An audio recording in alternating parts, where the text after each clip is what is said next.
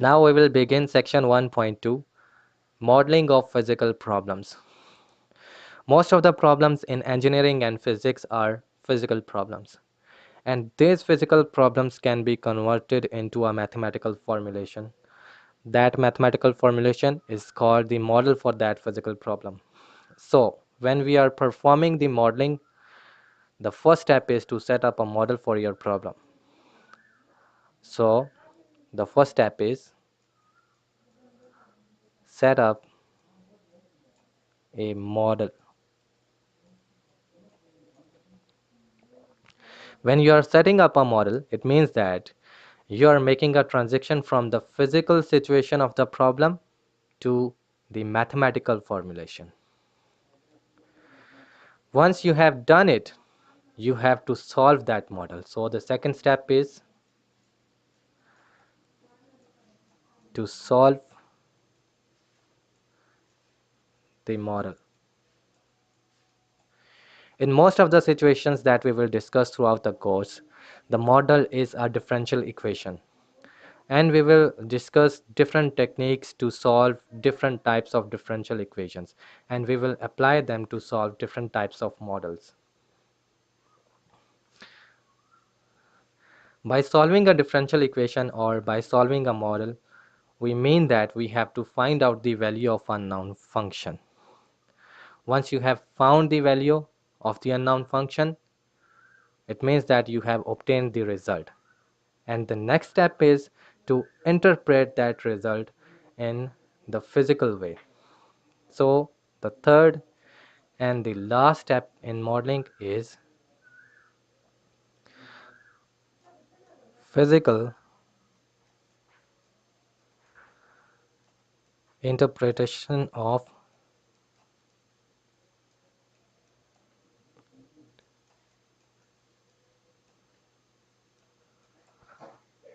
the result.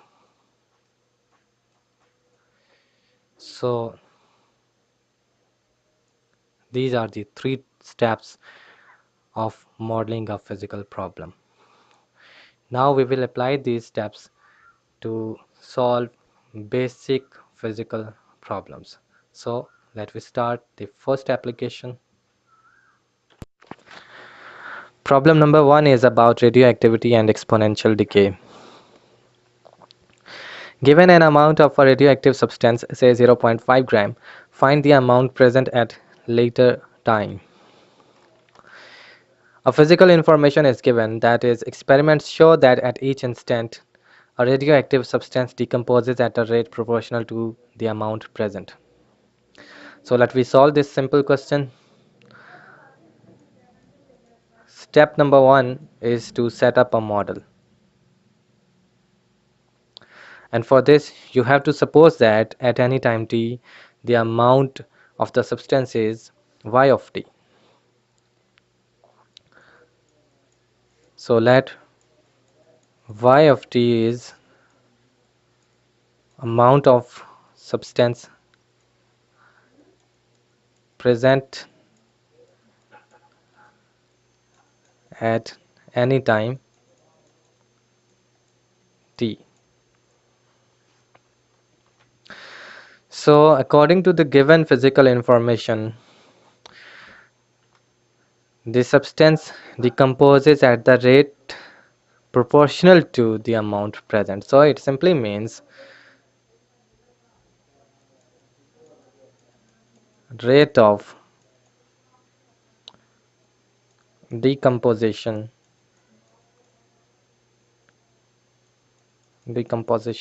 of the substance is proportional to the amount present.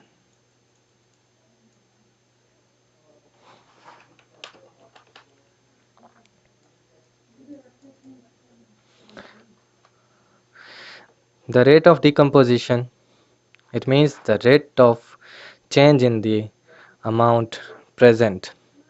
So it is equal to dy by dt, the derivative of y with respect to time t.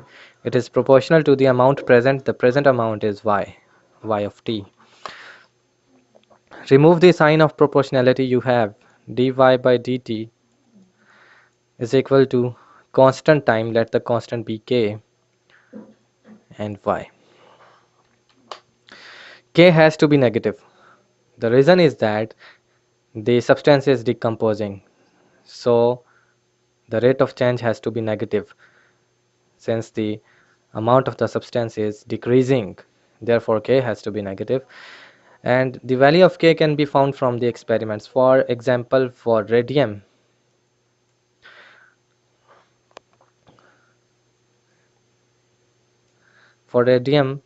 the value of K is minus 1.4 into 10 raised to the power minus 11 per second. So this is the value of K for the radioactive substance radium. So this is a mathematical equation that we have found yet. Next, it is given that the initial amount is 0.5 gram. In the first line, you have a given amount of radioactive substance 0.5 gram. So this is initial amount. When we are speaking initial, it means that T is equal to 0. So at T is equal to 0, Y of T is equal to 0.5 gram. You need not to write here the unit because during the calculations it is easy to not to use the units. So it implies that Y at time t is equal to 0 is 0.5. So we have dy by dt is equal to ky and y of 0 is equal to 0.5. This is a complete model for this problem. So we have set up a model for the given problem. Note that we have a differential equation and we have an initial condition. The initial condition is y of 0 is equal to 0.5. Such a differential equation is called initial value problem.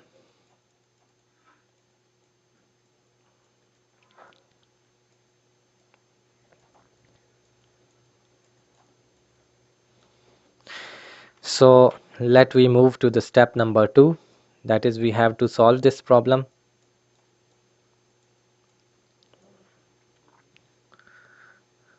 Basic calculus is required.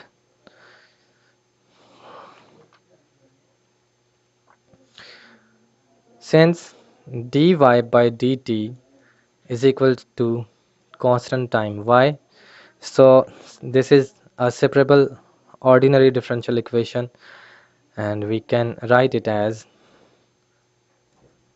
dy multiplied with 1 by y is equal to constant times dt.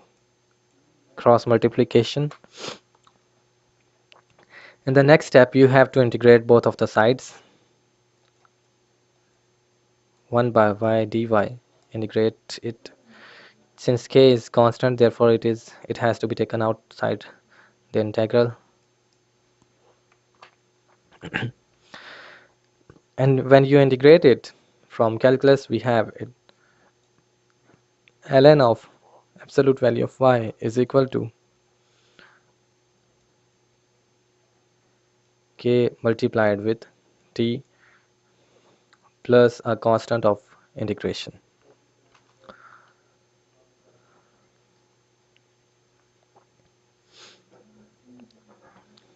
Next, you have to remove ln from here. For this, you have to take exponential on both sides. E raised to the power ln y is equal to e raised to the power kt plus c. E gets cancelled with this ln and you have y is equal to e raised to the power kt multiplied with e raised to the power c. You can write instead of c here c1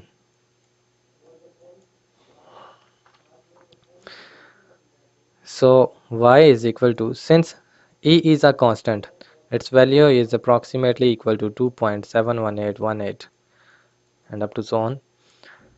So when you take the power of a constant, another constant C1, then it should be equal to some constant. Therefore e raised to the power C1 is equal to C.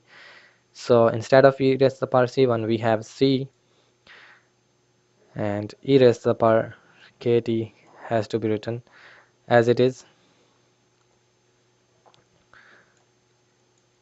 where C is equal to e raised to the power C1, and this is called the general solution.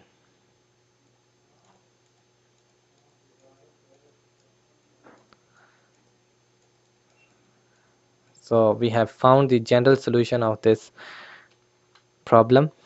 Now we have to go to the particular solution. For this we have to apply the initial condition. The given initial condition is y of 0 is equal to 0.5.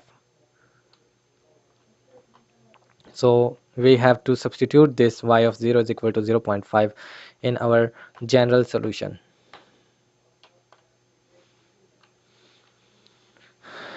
So we will write that since y of 0 is equal to 0.5, put it back into the general solution. We have put here t is equal to 0.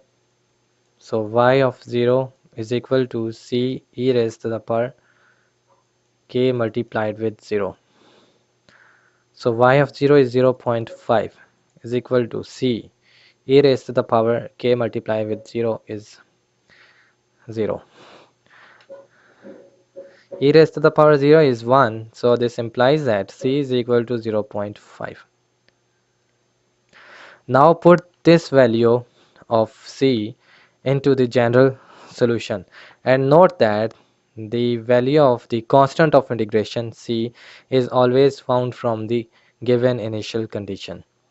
So when you put it back into your general solution looks like y is equal to c e raised to the power kt. Y is equal to, instead of c we have 0.5 e raised to the power kt.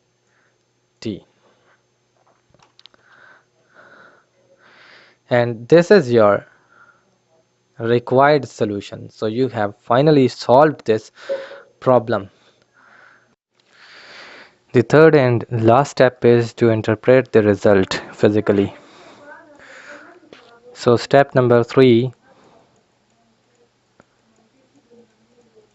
can be accomplished by making the graph for the solution.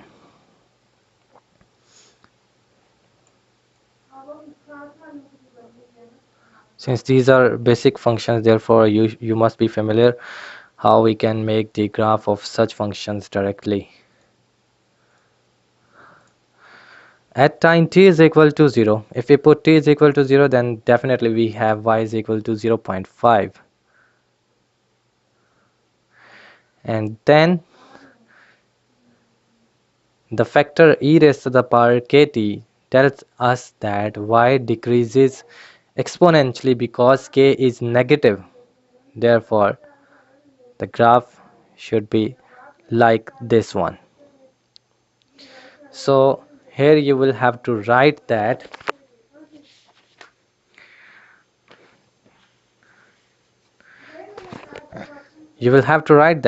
this equation gives the amount of radioactive substance present at time t. It starts from given initial amount 0.5 definitely, and decreases with time because k is negative, and when the time t approaches to infinity, then this amount completely decreases to 0. So this is the physical interpretation of the result.